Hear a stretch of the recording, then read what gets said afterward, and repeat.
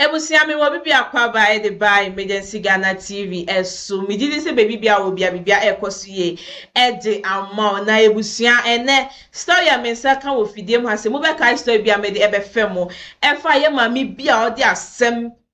ebe tu ohinini e wo Sompa TV na asem o de ba ye ne se oni Kwaku Jesse ya ye gospel musician Kwaku Jesse afa ye fu awo abofa fefefefe abasase we so ama Kwaku Jesse aye na adwen se onhwa abofra no na edidi mu anaja yetu yensa ede fe Kwaku Jesse ma Kwaku Jesse nso bepie mu ofide mu aso bepie mu Sompa TV ma ono nso ye ne twetwe nkomo na ne twetwe nkomo no se maame ne de ohun ne da onhia ne mpoda onhia ne da na data na maame ne se oni Kwaku Jesse hia ye no saa day no Kwaku Jesse be ka kire ye se no wo bi maaso eni nti no esanse ye pasumdwe nti ne Kwaku Jesse nso gitu mu seja ye nya akora ne DNA na ye nya akora ne DNA no results no ba ye no na ekire se abofra no enye Kwaku Jesse ba maame ne se ye twatro na ye ne omo aye baako ene ya for the DNA test no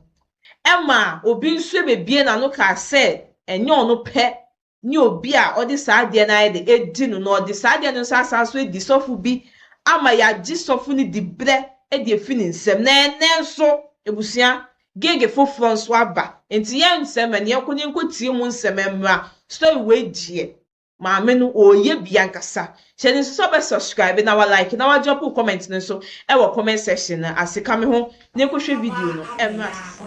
ye ne ya na oba me bia frese wo de asemi bia to ne so pe sa wa kedra pon ye chini 2 weeks bra me se ana ya wo de asema to Kwaku Jesse su obra bia frese ana idi bia asemi wo de asema to ne so pe so wa kedra pon no ye ni to dem 2 weeks it is no bra me so person ye kasa wanya no me se asem we ayi kiss ya e bie no yanko 1 hello Brahma hey mama Pacho na udi dey say Pacho ya from Paul ya fra kwawo Pacho eh wo ka sa free he Pacho say wo ka sa free go be so Pacho me wa crash ya yo ana ya kana sem ya se wo se ono emri wo de asem bi sa to so na ye dey ano asemu ya me ke be 22 about 25 years ago so ndie ne mai wa brem die nsam oni die wadi bia kasa me pa 25 years ago e die na si ye wo yekrum hafasni yo enti no me na nyina ye nkola ye pie on say those days no ye ko dance ne sa ne manema no enti ye ko jams nti enwumire no me na mfofo ye nyina ye ko fie no na ogyan na ye se ana wo ye de no so oni ba bia ko finance o ye nsi ye ko fie na ye nyina na mo ye beduru fie no on ko fie no so ade asa o ko fie ne papa na den si nam se o kan yo meda e no beda e me ho ade chia no pa na Sunday nti ade chia no pa Monday no e na ga no ko fie me wo fia na me ko school bae me wo fia me na frɛ me sɛ nkɔfo bi hwehwɛ me na bisa sɛ ade asɛm se my kidnapper girl no o ma hwehwɛ no for almost 1 week ne mu hu no na me say me ana na no ana ye call jams na me hu no ana me ne ba fie ana obeda ya ade chia ma pa soro ko e na me so ma ko school me hu ne me ni hu no kra the whole week we me hu ba bia da me ka bia ga yi say o wo me ho ana ne papa call report to police ne papa e da no ne papa no wu ne mama no so wu ojo ma se mo ya me kamani bre sampa me first time in life me that police station da bisine yaka o na papa o da police for no ma ba fa me kwakotum se me ma again o yanda age na mama kidnapping no me ka bia ga isi no kra wo me ho Satan ne papa ne mama wo ska enti yem so nya fo ye ka ne be ka bia ne mam send you by kan na fempenifo ba mu o na madam ma de achen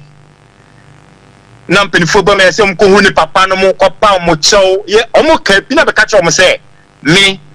na po se owo fie ha no wo fie ho so no me so me tie na se kola no wo fie ho anko no wangu no na kola no ni fie ho ne papa ya ka bi omo ntie na omo ko chi mutumu nti me since that day no be sin the Pentecost for man pom asem bi mu da be sin na me pese met Pentecost for di kwa o masum na do do ma ye oden na so mo ko Pentecost so mo Pentecost on penifo eno de enka hwe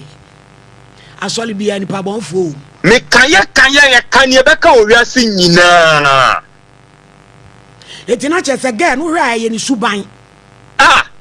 me story we me hu me ta show o program ba o program no me tantie story I am me share baby we cross examination wo akasa personally na mta wasem nti ya me share bia nti that 3 days mi wo me ho fa me manko adwuma me wo fie na me wo TikTok na me hu se wo ka se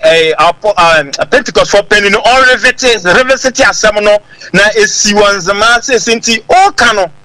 na madwene pass nti wo bo an ne din no na sikai and I pay attention to the story. And I call YouTube. I compare with show no. Na me share ni nyina na me hu ye na say an net hono. And I me catch my wife say ni see. Na kola o onya kola papa de o onye no ni na say kra enya be 1 year.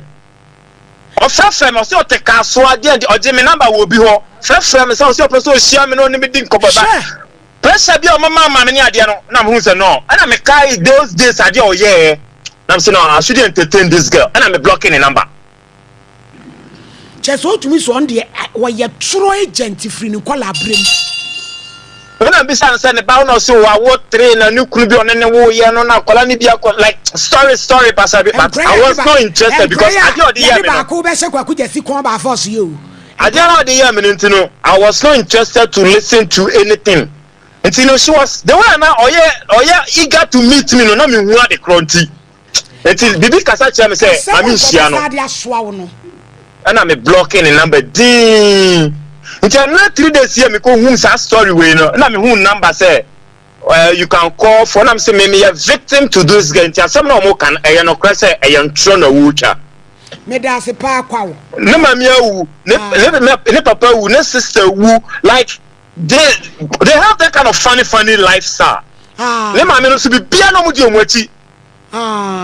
Be bia ne mama ni tijina mu ne papa no tija ye kan bia. Papa ne se meye. Yo, en so o ma wu sasa. Yo, e kwa wo. Ntiano no. Ebusia. Na abrampa. Me se ase we be di afe no. Ne ye nwie. Victims ye be basa. Ghana phobia ye de o ye ka asem a muntie tiny ani brain ye de ka asem just what town de a wasem wo ye hwie nya ne fe o tie kura yo ebusia mu a na mo ka se esanse wo dinti kwaku jesi wo dinti eni nti na ye kata nyama so no nkofo abekasa enye ba kupo mienu nkusi ankofo mienu na aba be testify say maame no ana say ye nua ba no odi edi omo enti ade o ya anu no ne nkola blame no ana odi sha ase no ana osanso de kwawie ye enti no mo ana mo wo comment section ho a mo ka say na ye ne ba na ye pese ye kata nyama so no enen so obi asanso abekasa de afasa maame ni issue no ho enti ye sre mo mamani na ho na omo amoye sa no obi di years ebe building the brand na why wadin so the seconds ebe say sa brand na die yen jintumu okrom ha say nti ebusia maame no eye adwuma oye no o de efi obi so e de akosofo so e de asanso akoya ye gospel musician kwaku jesi so